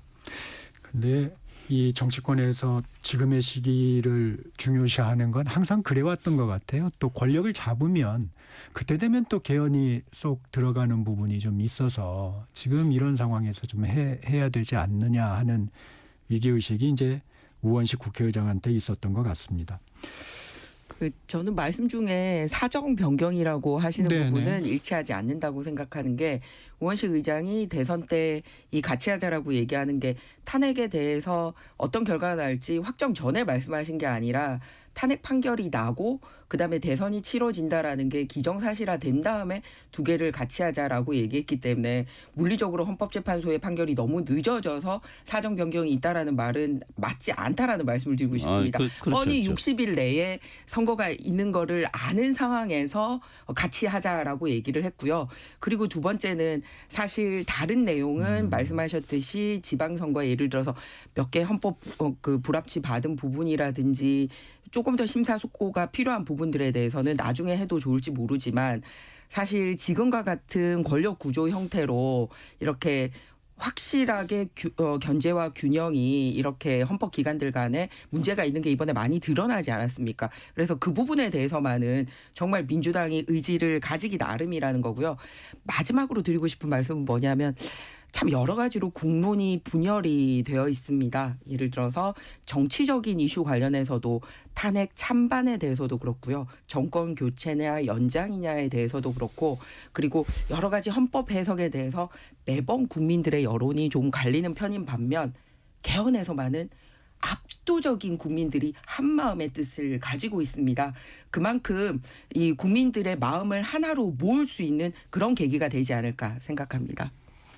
민주당은 전통적으로 그 권력 구조에 대해서 상당한 입장을 가지고 있습니다. 네. 특히 노무현 대통령 때 그 원포인트 개헌도 제안을 했었고 이미 뭐 국민들에게 수차례 알린 바가 있습니다. 구체적인 부분들은 뭐 또 네. 조정하는 부분이 있겠지만 민주당은 상당 부분 개헌에 대해서 그동안 많이 주장을 해왔었고 내용도 상당히 알려져 있다고 생각합니다. 이재명 대표는 일단 대선 후보들이 그 개헌을 공약으로 제시하고 대선이 끝나고 나서 개헌을 곧바로 시작을 하면 된다 이런 입장을 밝혔습니다. 그게 현실적이라고 봅니다. 근데 네. 우리가 안 되는 걸 본 게요. 사실 그 처음으로 소위 민주 진영으로 저희 이제 대통령직이 넘어갔던 게 사실 DJP 연합이었고 네. 그 DJP 연합의 가장 핵심 키워드가 개헌이었었습니다. 그리고 그걸 굉장히 국민들한테 완전히 오픈을 했었거든요. 그것도 안 됐었습니다. 네. 이 얘기 좀 여쭤보겠습니다. 지금은 내란 종식이 먼저라고 하는데 윤 전 대통령 파면됐습니다. 민주당이 생각하는 내란 종식은 뭔가요? 저는 이렇게 봅니다. 그 부분은 굉장히 심각한 문제인데요. 지금 그 국회에 이제 양대 두 당 중에 한 축이 국민의힘인데 네. 국민의힘이 너무 지금 극우화되고 있다라고 하는 우려가 저는 있습니다. 지역적으로도 보면은 굉장히 좀 편중돼 있고 그래서 뭐 영남 자민련이다 이런 이야기도 듣고 있지 않습니까? 그런데 이걸 극복하기 위해서는 좀 더 국민 전체의 눈높이에 맞게 그 정치적 스펙트럼을 옮겨야 될 필요가 있다고 생각을 합니다. 그런데 지금 그 비상계엄 선포 이후에 명백한 헌법 파괴 행위에 대해서 옹호를 하고 또 지금도 현재도 뭐 1호 당원 지위를 그대로 가지고 있지 않습니까? 이런 부분들은 빨리 단절을 해야 된다고 봅니다. 그렇지 않고는 지금 현재 문제되고 있는 그 어떤 그 내란의 그 최종 종식은 저는 요원하다고 생각합니다. 아직 그 부분이 완결되지 않았다 이렇게 보고 지금 계시군요. 한덕수 총리의 이완규 법제처장 헌법재판관 임명도 그분은 비상계엄 바로 다음 날 정말 윤석열 전 대통령의 핵심 측근이라고 할 수 있는 사람들 4명이 안가에서 모였지 않습니까? 그다음에 핸드폰을 또 없애면서 증거인멸에 지금 혐의까지 받고 있습니다. 그렇기 때문에 그런 등등의 행위들이 국민들에게 이 의구심을 갖기에 충분하다고 보고 있습니다. 제가 드리고 싶은 예. 말씀은요. 예, 좋습니다. 이번 그 사태를 통해서 받아야 되는 교훈 중에 한쪽은 어차피 처분을 받았습니다. 대통령은 대통령직을 잃었죠. 그러면은 헌법재판소에서 얘기한 것 중에 국회가 해야 되는 부분에 대해서 살펴봐야 되는 부분을 오히려 우리가 해야 되지 않나 이렇게 생각을 합니다. 뭐냐면 국회는 소수 의견을 존중하고 정부와의 관계에서 관용과 자제를 전제로 대화와 타협을 통하여 결론을 도출하도록 노력하였어야 합니다라는 규정이 있거든요. 우리가 새겨봐야 될 그 구절이라고 생각을 합니다. 그렇기 때문에 이거를 계엄으로 풀려고 한 대통령은 명백히 잘못됐고 탄핵을 당했습니다. 하지만 그러면 국회에게 남겨진 숙제는 없느냐 이 부분에 대한 생각을 해야 되고 그래서 개헌에 이런 부분이 담겨야 된다라는 겁니다. 왜냐하면 87년 개헌 전에는 소위 국회는 입법부가 아니라 거의 통법부로 인식이 되던 수준이었습니다. 사실상 여소야대를 생각하기도 힘들 뿐더러 국회가 자체적인 입법 권능을 행사하기보다는 정부가 준 거를 거의 가결시키는 이런 이제 통계에서도 나와 있지 않습니까? 그런 국회를 생각하다 보니 국회가 국회의 권능을 마음대로 휘둘러서 의회 독재를 할 거라고는 상정하지 않은 데서 만들어진 그 헌법이라는 겁니다. 그러다 보니 국회는 국회 이외 4개 헌법기관에 대해서 탄핵 소추권을 다 가지고 있습니다. 그리고 인사청문회 권한도 다 가지고 있습니다. 그리고 긴급조치 계엄의 해제권까지도 가지고 있습니다. 그렇기 때문에 대통령에 대한 권한을 권력 분산을 어떻게 하는지도 본과 동시에 이래 국회가 통법부가 아니라 입법부를 넘어서서 다른 헌법기관에 대해서까지 그 제재만 하고 제재 받지 않는 이 권한에 대해서도 살펴봐야 되는 게 이번 헌법 개헌에서의 중요한 내용이다라는 말씀드리고 싶습니다. 이제 뭐 개헌 때 뭐 다양하게 이야기해야 될 것 같고 그런데 개헌 논의가 있을 때마다 있었던 국회 기능에 대한 네. 역할에 대한 방향은 국회 기능을 강화하자는 것이었습니다. 그러니까 글로벌하게 비교를 해도 외국 의회에 비해서 뭐 내각제를 하는 나라와는 뭐 오히려 더 비교 자체가 안 될 정도이고요. 대통령제를 하는 나라, 뭐 대표적으로 미국 같은 경우를 보더라도 미국 의회가 가지고 있는 권한과 한국 국회가 가지고 있는 권한을 비교하면 사실은 한국 국회의 권한이라는 하는 것은 참 보잘것없는 수준이라고까지 이야기할 수 있죠. 예, 그래서 뭐 자제해야 될 부분은 자제하고 그렇지만 또 일할 수 있는 수단은 또 충분히 주는 뭐 그런 방향의 개헌이 필요하다고 생각합니다. 그다음에 앞서 말씀하시던 중에 그 저희 당에 대해서 뭐 극우화되었다라든지 지역주 편중 같은 거 말씀하셨는데 이 부분에 대한 사실관계를 좀 바로잡고자 합니다. 네. 왜냐하면 잘 아시겠지만 득표율과 의석율에 상당한 차이가 있기 때문에 향후 선거법 개정이 필요하지 않느냐라는 얘기가 나오고 있는 부분이 바로 이 부분입니다.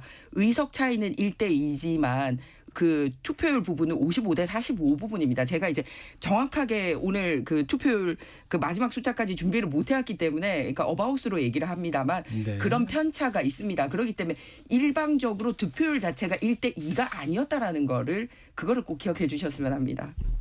네. 여기까지 정리를 하고요. 윤 전 대통령 국민의힘 1호 당원입니다. 민주당은 제명하라고 요구합니다. 국민의힘 내에서는 좀 의견이 엇갈리는 것 같습니다. 인위적인 출당이나 제명 조치에 대한 두 분의 생각도 좀 궁금합니다. 김희정 의원님. 이미 평가를 받고 무대 위를 내려가신 분입니다. 그런데 끊임없이 무대에 다시 세우고 싶어하는 쪽은 오히려 국민의힘보다도 민주당이지 않나 생각합니다. 왜냐하면 민주당은 워낙 지금 이제 대통령 후보가 이재명 대표로 거의 결정이 되어 있고 지지도도 높은 반면에 비호감도 또한 1등을 달리고 있습니다. 그렇기 때문에 이재명 대 뉴페이스로 선거를 끌고 가는 것보다는 이재명 대 윤석열로 이 선거를 끌고 가고 싶어하기 때문에 끊임없이 그 대통령 이름을 부르고 무대 위에 올려 세우는 건 오히려 민주당 쪽이다. 국민의힘은 이미 무대를 떠난 분에 대해서 더 이상 그렇게 그 중심에 놓고 얘기를 하거나 이런 분위기가 아닙니다. 어련히 알아서 결정하시지 않을까라고 생각하고 있습니다. 권칠수 의원. 이 개헌 초기에 당원 제명 절차를 했었어야 합니다. 국민의힘은 지금 이 부분이 저는 원죄로 남아 있어서 아마 국민의힘이 향후에 이 부분에 대해서 상당히 공격을 받을 겁니다. 그리고 내부에서도 분열의 씨앗이 될 거라고 보고요. 우리 민주당이 윤석열 전 대통령을 뭐 무대로 올린다. 아니죠. 무대로 내리라고 지금 이야기하고 있는 것입니다. 무대 아래로. 지금 현재 무대에 그대로 서 있잖아요. 아마 이제 사저로 퇴거를 하고 나면 거기에서도 여러 가지 메시지 정치를 뭐 할 것으로 보이는데요. 그 자체가 아마 국민의힘에 엄청난 부담이 될 것입니다. 그래서 이런 명백한 사안에 대해서는 좀 엄격하게 단호하게 조치를 하고 나가는 것이 뭐 정치 발전을 위해서 맞다고 생각을 합니다. 그런 부분에 대해서 인위적인 부분에 대해서는 지금 김희정 의원님도 개인적인 생각은 그게 아니라고 생각합니까? 개인적인 생각은 네, 대통령께서 스스로 결단해 주시는 게 가장 좋겠다고 생각합니다. 그리고 이제 국민의힘 같은 경우는 스펙트럼이 굉장히 넓고 다양한 의견을 가지고 있습니다.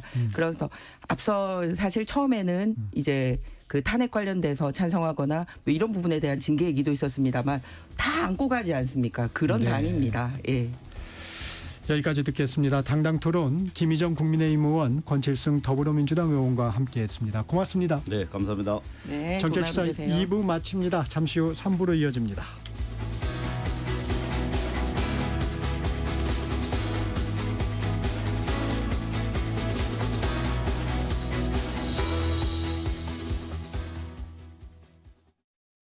잠시 후 8시 반부터 일부 지역국에서는 해당 지역 방송을 보내드립니다.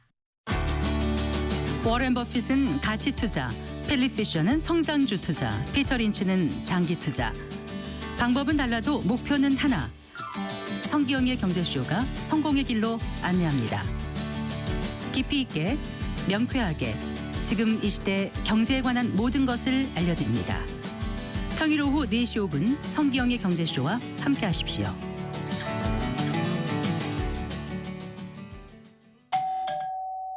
편지 왔습니다.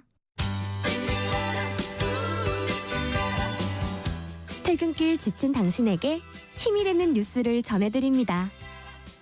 매일 저녁 5시 5분 당신과 함께 읽는 세상 이야기 KBS 1라디오 뉴스레터 K.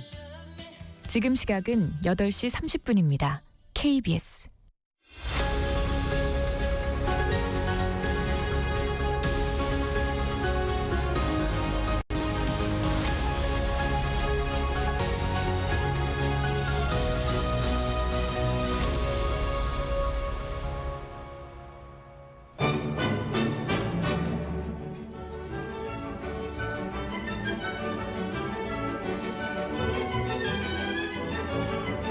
KBS 1라디오 정통 시사 프로그램 정격 시사.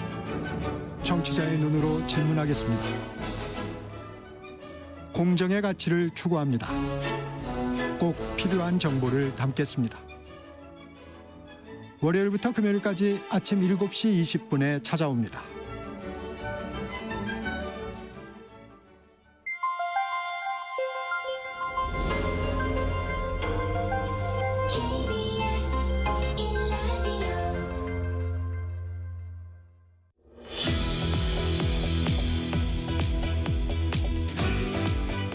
정격 인터뷰, 이번에는 더불어민주당에서 처음으로 대선 출마를 선언한 김두관 전 의원과 전화로 만나보겠습니다.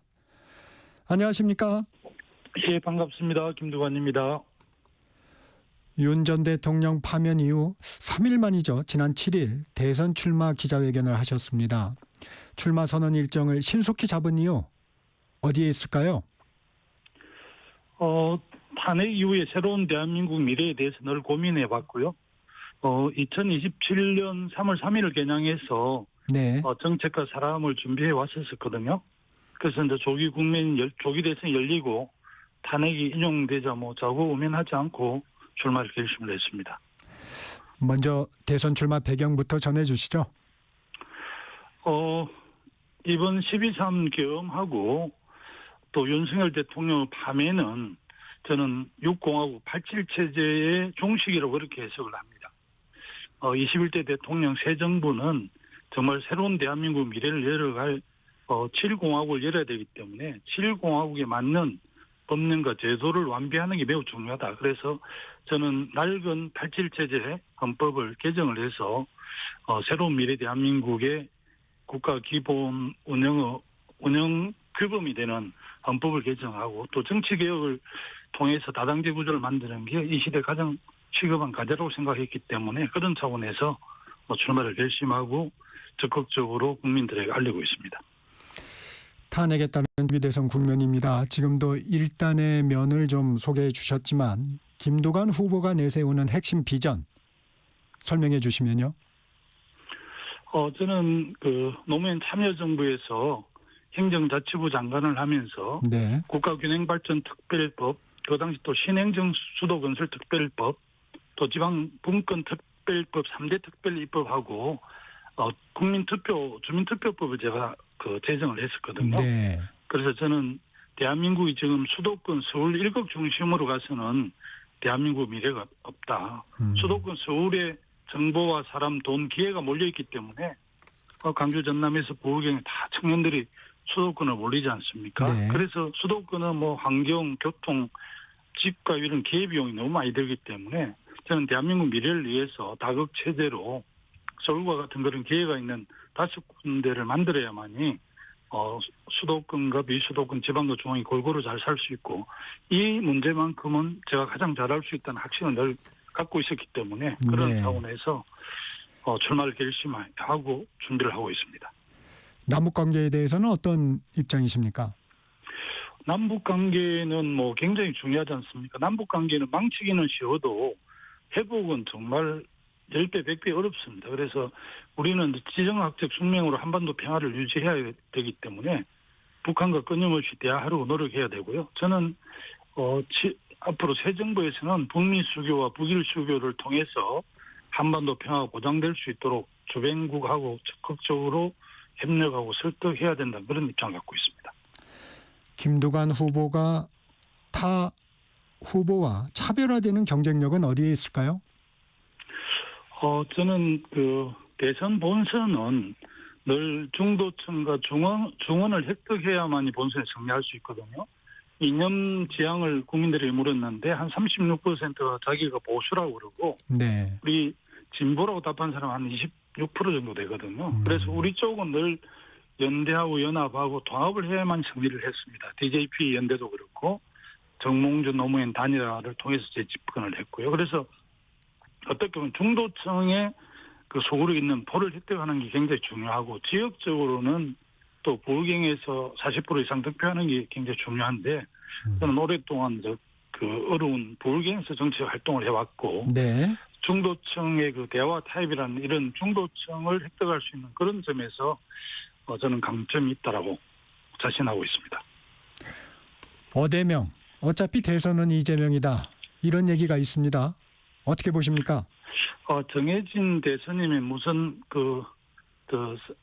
대가 후보 선출 대가 무슨 재미가 있겠습니까? 네. 그리고 또 이미 정해져 있는 뭐 후보 선출 이런 거는 정치 후진국이나 있는 일이고요. 지금 이재명 후보가 강자인 거는 뭐 다들 인정을 하지만 얼마든지 변화할 수 있고 또 시대 정신에 입각해서 비전을 잘 제시하면 얼마든지 우리 당원들이 다른 선택을 할 수 있다고 봅니다. 작년 전당대회에서는 한 35% 정도가 당원들이 참여를 했는데 네.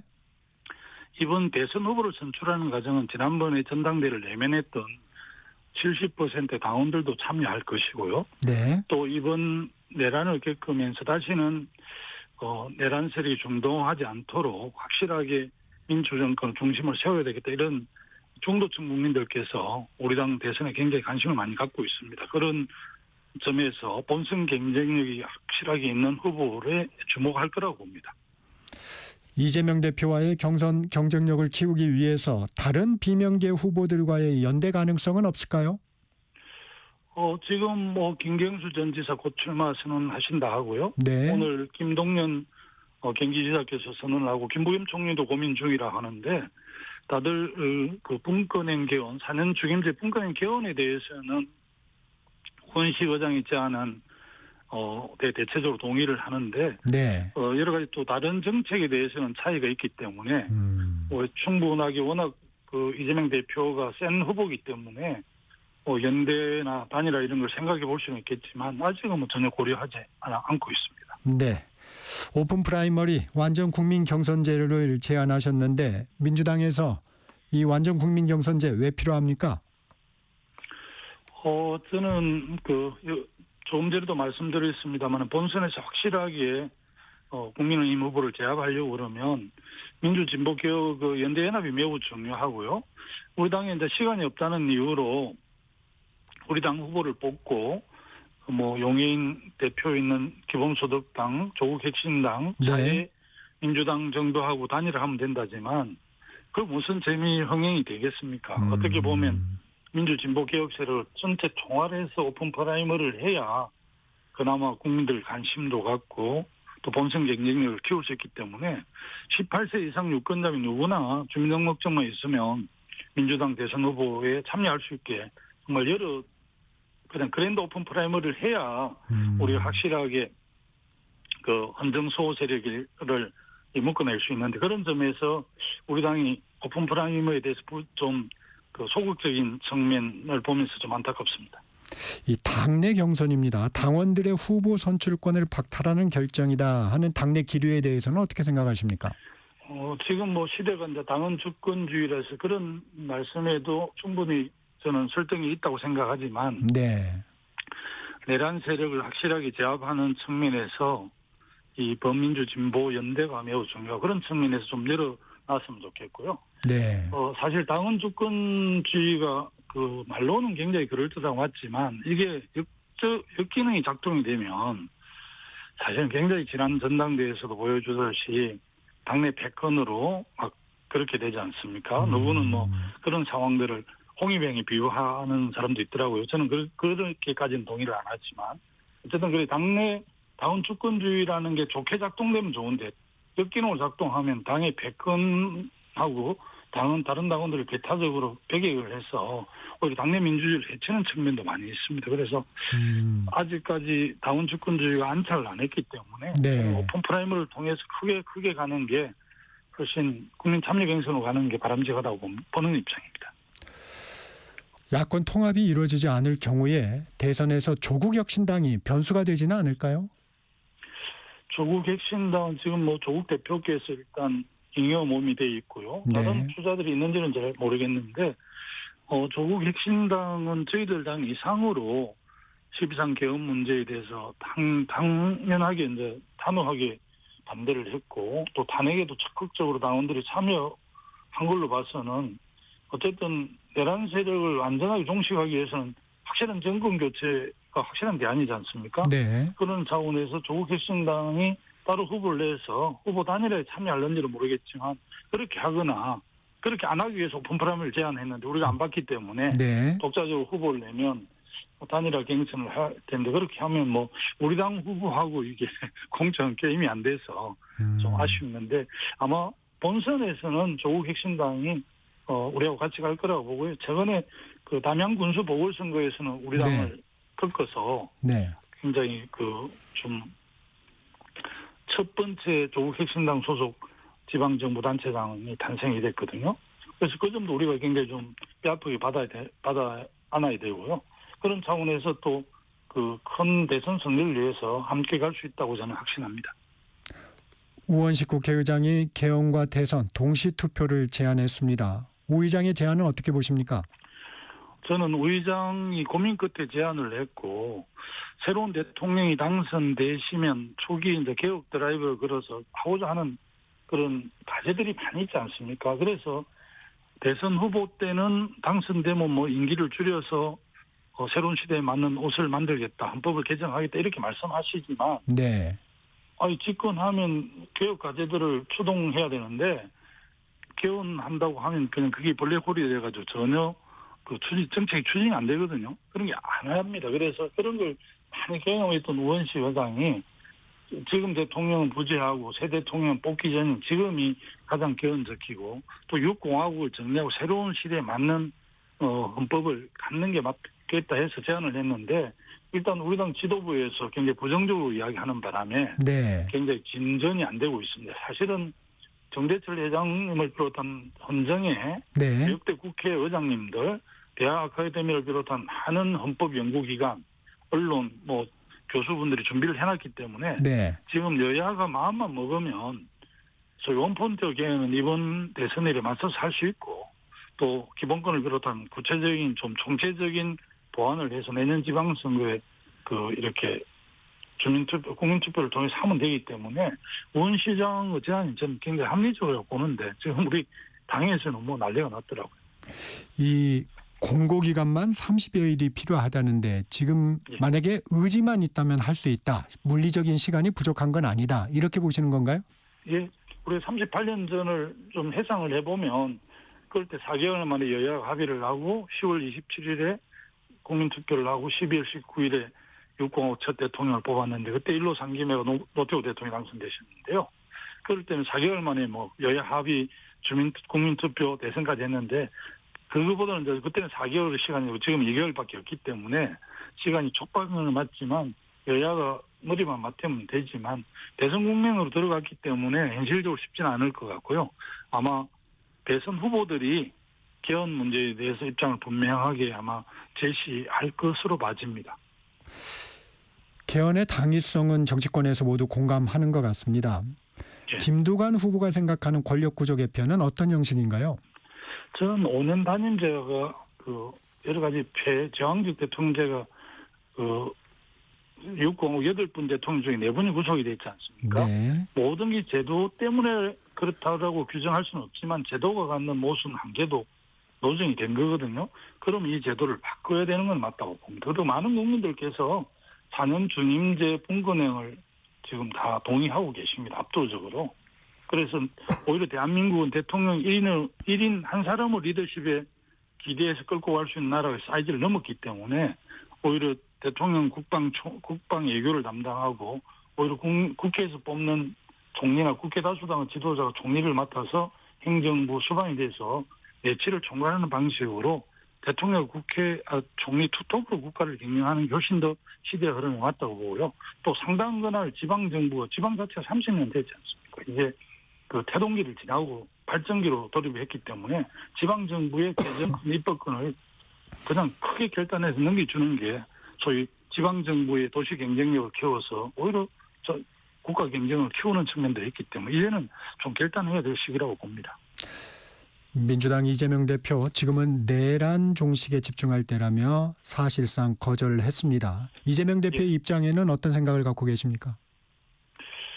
아무래도 이제 이재명 대표가 뭐 정책 과제에 대한 욕심들이 많고 뭐 기본소득을 비롯해서 주장한 게 많지 않습니까? 네. 뭐 이런 입장에서 이제 내가 이재명 대표 입장으로 들어가서 본다면 어떻게 보면 좋은 나라 만드는 데는 5년도 답다 이런 생각을 하시겠죠.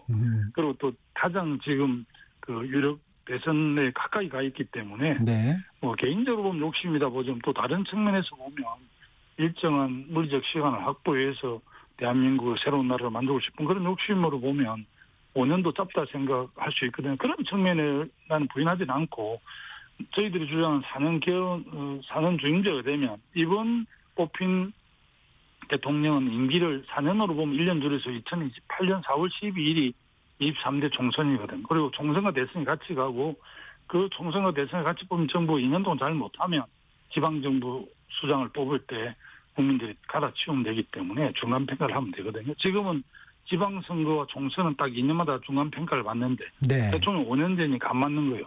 그 1년만 줄이면 2028년에 가능하기 때문에 그래서 3년 이번에 잘하면 한 번 더 기회를 주자는 게 유승민 전 의원하고 저하고 아니고 네. 오늘인가 출마해서는 한동훈 전 비대위원장 그냥 이번 대통령 3년만 하라고 하더라고요. 네. 근데 저는 뭐 거기는 동의하지 않습니다. 대통령은 파면됐습니다. 민주당이 생각하는 내란 종식, 이재명 대표 지금은 내란 종식에 집중할 때라고 하는데 민주당이 생각하는 내란 종식은 어떤 의미입니까? 저는 뭐 이재명 대표 그런 점에 조금 견해가 다른데 확실한 정권 교체를 해야만이 내란 종식에 이은 잔불 정리가 가능하다고 보거든요. 네. 그러면 정권 교체를 하려고 그러면 중도층의 마음을 얻는 게 굉장히 중요한데 지금 많은 국민들께서는 이번이 겨우는 적기다 이렇게 많이 생각하십니다. 이재명 대표 우리 당 지도부를 빼고는 모든 정치권이나 학계나 뭐 언론계에서 이번이 새로운 실공을 열 수 있는 적기다. 지금 현직 대통령 부재하고 차기 대통령 뽑히지 않은 이상이 그래서 우원식 의장이 그렇게 제안했는데 우리 당의 압도적 당원들은 뭐 그렇게 동의 안 하시더라고요. 그런 점이 좀 아쉽죠. 오히려 저는 이재명 대표께서 개혁 드라이브를 걸었으면 훨씬 더 개헌도 빨리 되고 본인이 대선에 승리하는 데 훨씬 더 도움이 됐을 텐데 하는 이런 생각이 좀 들었습니다. 대선 본선으로 가기 위해서는 이재명 대표를 뛰어넘어야 하는 게 현실인데요.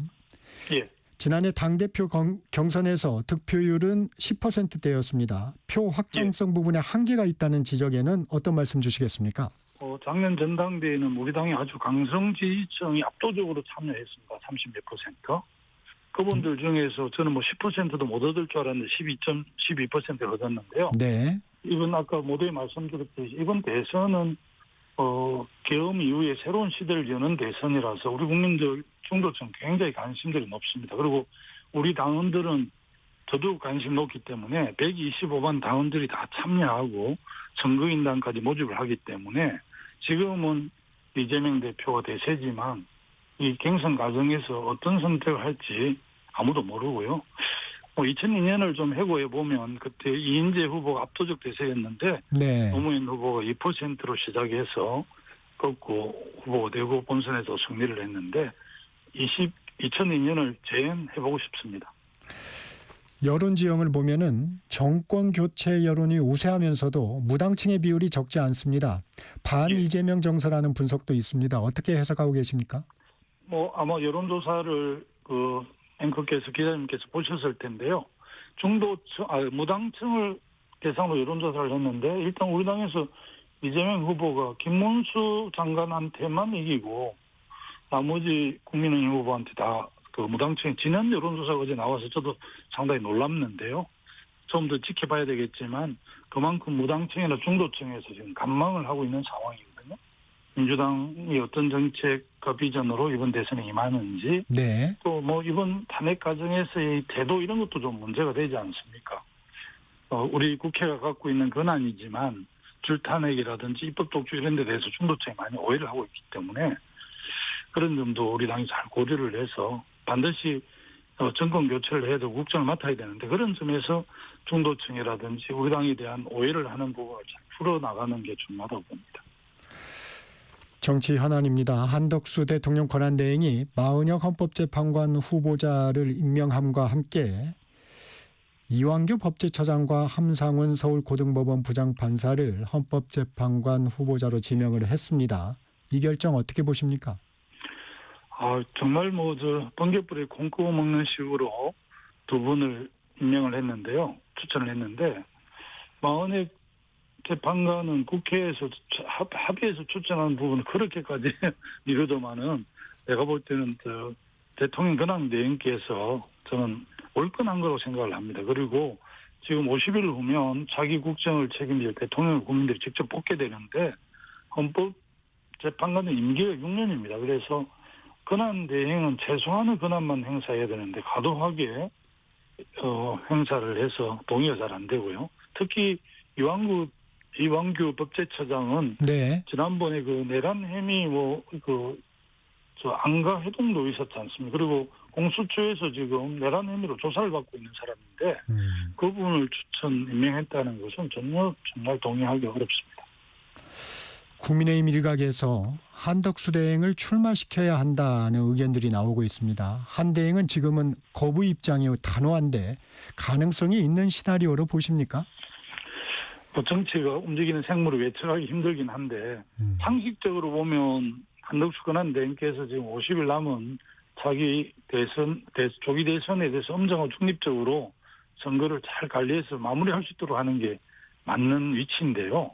지금 여의도에서 그런 이야기들이 나와서 저도 놀랐는데 일단 한덕수 권한 대행이 본인이 손사래를 친 척은 있고 또 지난번 헌재에서 인용을 해서 파면할 때 국무회의라는 절차를 거치지 않았는데 국무총리가 국무회의를 거의 주관하다시피 하지 않습니까? 네. 대통령이 주관하기도 하지만 그래서 그 계엄에 대해서 막지 못한 책임이 있기 때문에 우리 국민들 절반 이상은 이 내란에 상당하게 동조한 사람이다 이렇게 생각을 합니다. 오히려 대선이 끝나면 한덕수 대행이 내란 혐의로 수사받아야 된다고 하는 입장인데 우리 국민들께서 그렇게 내란에 대해서 갱기를 일으키고 놀랍고 지금 수습이 되는데 오히려 내란에 동조했던 혐의가 있는 한덕수 권한 대행이 후보로 나오면 우리 당으로서는 땡큐죠.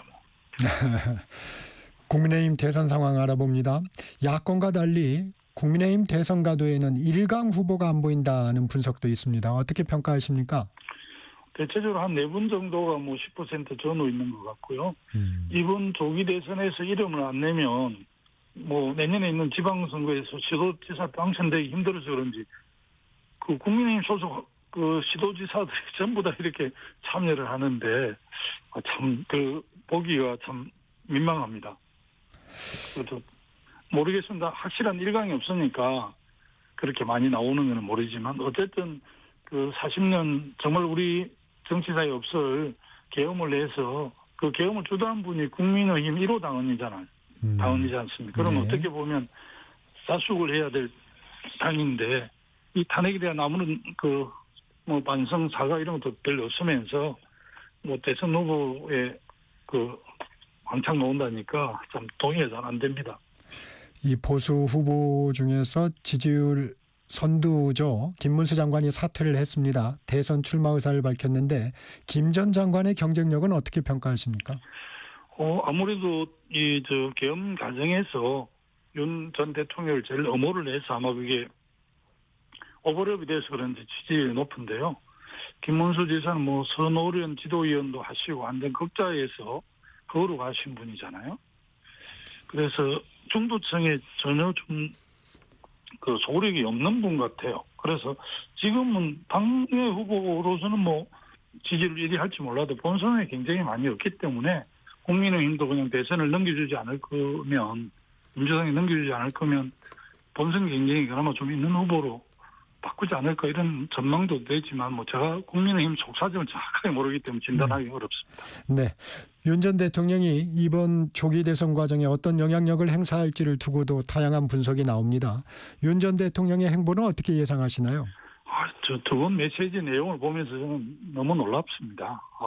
아직도 이 그 계엄과 또 헌재의 인용에 따른 파면 이런 일련의 이 한국의 정치 상황에 대해서 아직도 몰이하고 있는 거 아닌가 이런 생각이 들었습니다. 안타깝습니다.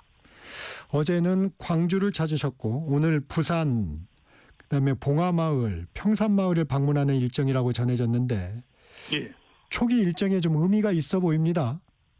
예, 아무래도 이제 강주 호남은 역사의 고비고비마다 확실한 중심을 잡은 곳이고요. 또 저는 어제 5.18 민주국립묘지를 참배하면서 네.